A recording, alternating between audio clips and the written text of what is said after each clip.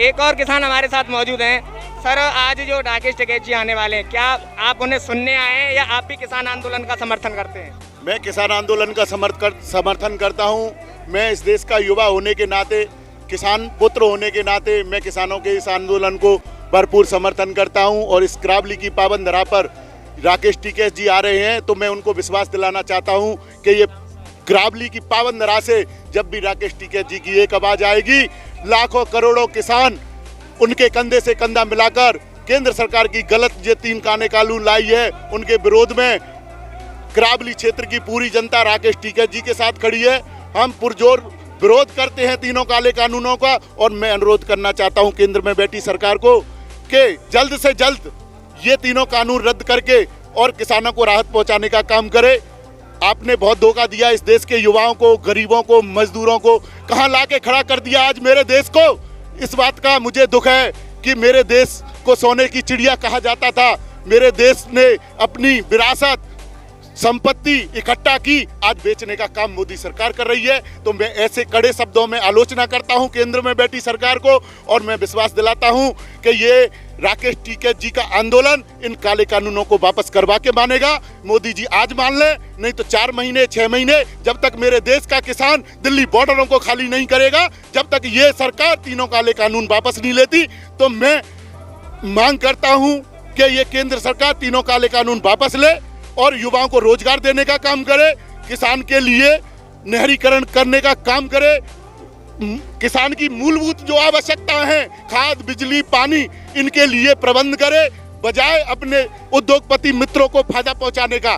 तो मैं किसान एकता जिंदाबाद, किसान एकता जिंदाबाद। देखिए, लगातार इनका यही कहना है कि अगर बीजेपी सरकार को किसानों के लिए कुछ करना है तो नहरीकरण करें, सिंचाई की उचित व्यवस्था करें, डीजल पर सब्सिडी देने की कोशिश करें। और हमारे साथ ये युवा भी बढ़ चढ़कर किसान महापंचायत में भाग ले रहे हैं।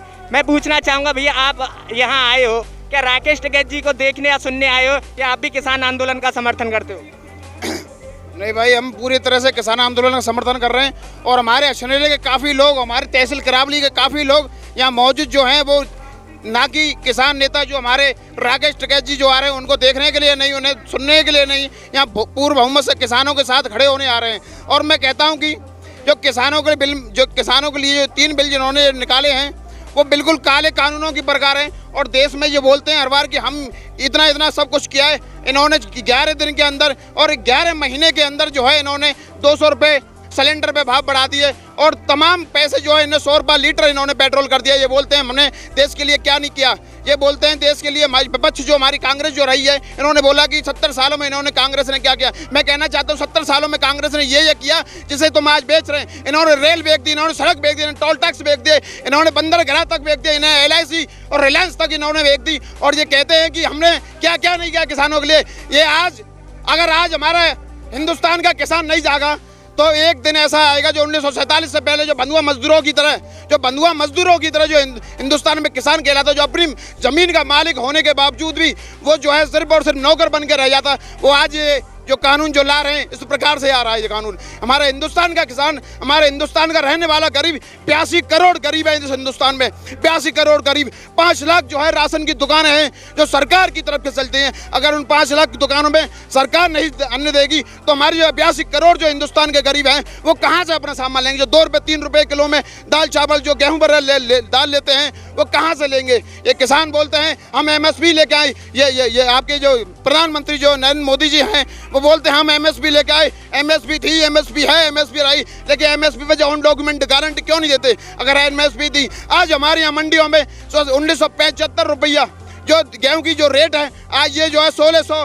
1500, 1550, 1200, हमारे भाई ने बोला अभी 1200 हैं। जो बाजरा की जो रेट है 2150 रुपये, आज वो 1200, 1300 से ऊपर नहीं बढ़ा। क्या यही MSP है? क्या यही हमारे कानूनों को ये कानून बता रहे हैं? सरकार तो ये कह रही है कि इन 3 कानूनों से जब देश में लागू हो जाएंगे तो किसानों की आय दोगुनी होगी। सरकार तो ये कह रही है, इस बारे में क्या कहना है? मैं कहना चाहता हूँ जब सरकार ये 3 दोगुनी जो कर रही है 2014 से लेकर 2021 आ गई, अब आज तक किसानों की आय तो जब दोगुनी होगी। जब MSP पर जो भाई है, ये जो 1975 जो गेहूं जो बिक रहा है वो MSP पर ही बिक गया, तो किसान तो उसी में खुश है। भैया मैं आपको बताना चाहूँगा, सरकार ने अपने मैनिफेस्टो में 2022 तक किसान की आय दोगुनी करने का वादा किया था, अभी 2022 नहीं आई है, वो इन कानूनों के सहारे से ही किसान की आय दोगुनी करना चाहते हैं। इस बारे में क्या कहना है आपका? मेरा कहना बस इतना ही है भाइयों, 2022 तक जो उन्होंने जो बोला है कि इस मैन्युफैक्चरिंग में कि 2022 तक इनकी दोगुनी आय हो जाएगी, मैं जरूर इतना जरूर कहूँगा कि दोगुनी आएगी तो पता नहीं, लेकिन भदुआ मजदूर जरूर हमारा किसान हो जाएगा। और इतना भदुआ मजदूर होगा जो बड़े बड़े अंबानी, जो बड़े बड़े जो पहले जो सरकारों ने जो उनमें लिमिट लगा रही कि 100 बोरी से ज़्यादा आप स्टोर नहीं कर सकते, आज वो लाखों करोड़ों बोरी अपने यहाँ स्टोर करेंगे और अपने हिसाब से 4 गुनी 5 गुनी 10 गुनी उसमें दामों से ये बेचेंगे। और जो है मैं ये भी कहना चाहूँगा मेरे तमाम युवा साथियों, तमाम मेरे युवा जो डोल रहे हैं आज बेरोजगार, जो 2014 से लेकर 2020 तक इन्होंने एक भी भर्ती नहीं निकाली, और जो गृह मंत्री जो अमित शाह जी जो है, माननीय अमित शाह जी, और बोलते हैं वो अमित शाह जी 2017 जब पेपर एसएससी का जब लीक हुआ था, बोलते हैं कि जो है एसएससी की जो यहाँ तैयारी जो दिल्ली की तैयारी जो एसएससी की कर रहे हैं दिल्ली के लोग, वो जो है पकौड़े बेचे वहाँ जाकर। भैया हिंदुस्तान यही पकौड़े बेचने के लिए, मेरा युवा ये पकौड़े बेचने के लिए हुआ है। क्या आपको पता है कि देश में जो 3 कानून बीजेपी सरकार लागू करने वाली वो कौन कौन से हैं? भाइयों, एक तो एमएसपी पर गारंटी नहीं दे रही है ये लोग। 3 कानून कौन कौन से?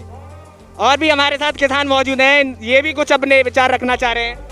मैं कहना चाहता हूं केंद्र में बैठी सरकार को, इन्होंने तो ये भी कहा था, आप जैसे पूछ रहे थे अभी सवाल कि ये कह रहे हैं कि इन 3 काले कानूनों से किसान की आय दोगुनी होगी, तो इन्होंने तो ये भी कहा था 2014 में कि 2 करोड़ लोगों को रोजगार देने का काम करेंगे। इन्होंने तो ये कहा था कि हर आदमी के खाते में 15-15 लाख रुपए आएंगे, लेकिन आज हो क्या रहा है? आप और हम सब देख रहे हैं, ये मेरे युवा साथी खड़े हैं, बताओ किसी को भी एक नौकरी मिली क्या इस सरकार में?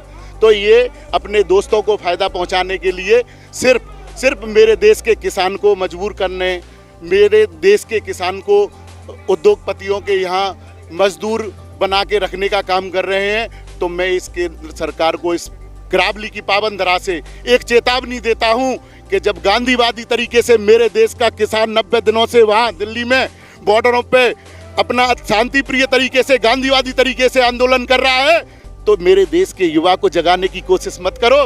बहुत जुर्म सह लिए इस देश के युवा ने। अगर इस देश का युवा भगत सिंह के रास्ते पे चलना भी जानता है, गांधीवादी तरीके से किसान आंदोलन कर रहा है, तो मेरे देश का युवा भगत सिंह का वंशज भी है। अगर ये जाग गया तो ये सरकार का पता नहीं चलेगा कहाँ गए। तो मैं बस यही कहना चाहूँगा, जल्द से जल्द ये जो 3 काले कानून। एक बात पूछना चाहता हूँ पत्रकार महोदय, क्या 2 लोग पूरे हिंदुस्तान के 80 करोड़ किसान का धान अन्न खरीद सकते हैं? बताओ, खरीदेंगे तो क्या होगा? काला जमाखोरी को बढ़ावा मिलेगा और वो हमारा ही अनाज खरीद के हमें ही उससे 4 गुनी रेटों में लौटाएंगे। तो इसलिए मैं जल्द तत्काल प्रभाव से, युवाओं की मांग है, किसानों की मांग है, इस 3 काले कानून रद्द होने चाहिए।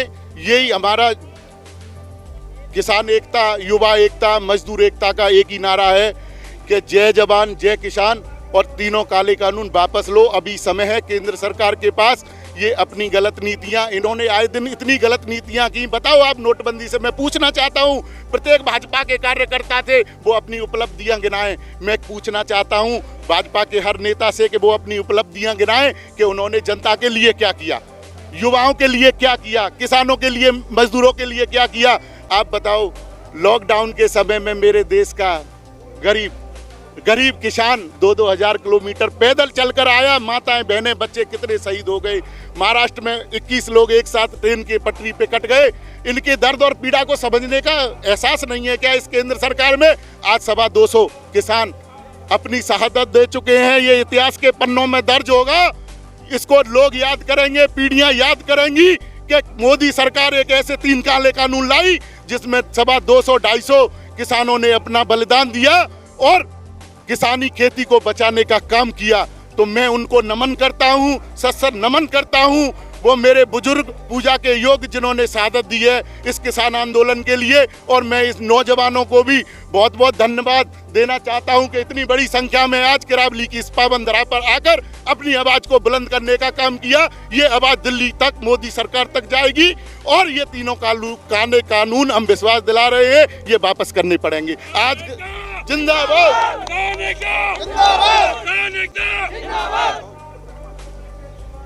देखिए, लगातार जितने किसानों से हमने बात की, सभी का ये कहना है कि जब तक ये सरकार इन कानूनों को वापस नहीं लेती, देश में इसी प्रकार से इसका विरोध होता रहेगा। महापंचायतों की आड़ में यहाँ पर किसानों के समर्थन में भीड़ जुटाने का कार्य राकेश टिकैत जी कर रहे हैं, जो कि होना भी चाहिए। पल पल की खबर हम आपको दिखाते रहेंगे, आप हमारे साथ बने रहिए। कैमरामैन विनोद खैर के साथ में ज्ञानू चौधरी, दंगल न्यूज़ 24। अगर आपको ये खबर अच्छी लगी है तो इसे लाइक कर शेयर जरूर करें, और अभी तक आपने इस चैनल को सब्सक्राइब नहीं किया है तो चैनल को सब्सक्राइब कर बेल आइकन जरूर से दबाएं।